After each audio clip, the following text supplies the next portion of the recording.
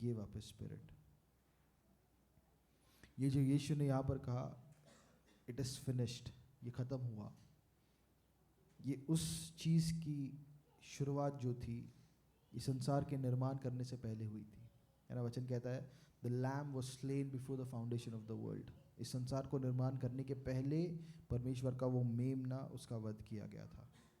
लेकिन परमेश्वर और मनुष्य के बीच में जो अंतर आया था, आदम ने उस फल को जब खाया, उससे लेके जितने सारे पाप हुए, जो मृत्यु आई, जो दंड आया, उन सब को यीशु ने अपने ऊपर लिया और क्रूस पर जब उसने कहा इट इज़ फिनिश्ड, तो ये एक पूरा संसार की शुरुआत से लेके उस समय तक जो भी परमेश्वर और हमारे बीच में दूरी बनने का जरिया था, उसको यीशु ने एक साथ उखाड़ कर फेंक दिया,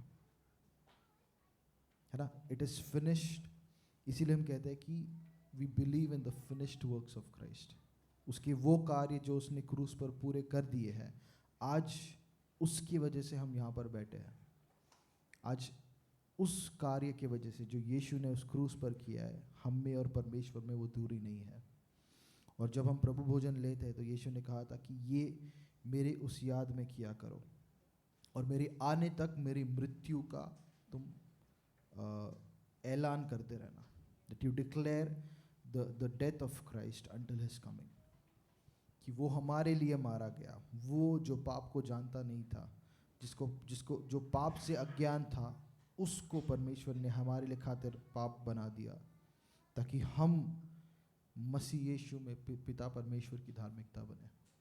तो आज अगर हमको अपने दिलों में उससे दूरी महसूस हो रही है, अगर हमको लग रहा है कि ऐसी कोई चीज़ है जिसकी वजह से हम परमेश्वर से आमने सामने नहीं आ सकते, तो ये वचन हमको बता रहा है कि यीशु ने उसके कार्य को क्रूस पर पूरा कर दिया, और जब उसने उसके कार्य को पूरा किया है और कोई काम नहीं था जो उसको करना था, अब वो पिता के दाहिनी ओर बैठा है, ताकि उसकी कलीसिया जो हम हैं, उसके महान पराक्रम के कामों को, उसके उस ज्ञान को, है ना, that the principalities might know through us what is the unsearchable riches of Christ. उसकी जो इतने खजाने उसने हमारे अंदर दी है, वो हमारे द्वारा वो चाह रहा है कि इस दुनिया में वो चीज़ें प्रकाशित हो। तो हम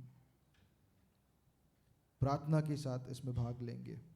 प्रभु, हम धन्यवाद देते हैं तेरे कार्यों के लिए। हम धन्यवाद देते हैं पिता कि हमको कोई भी तेरे प्यार से अलग नहीं कर सकता है, हमको कोई भी तेरे हाथ से नहीं छुड़ा सकता है। हमेशा के लिए तूने हमको अपने साथ एक कर लिया है।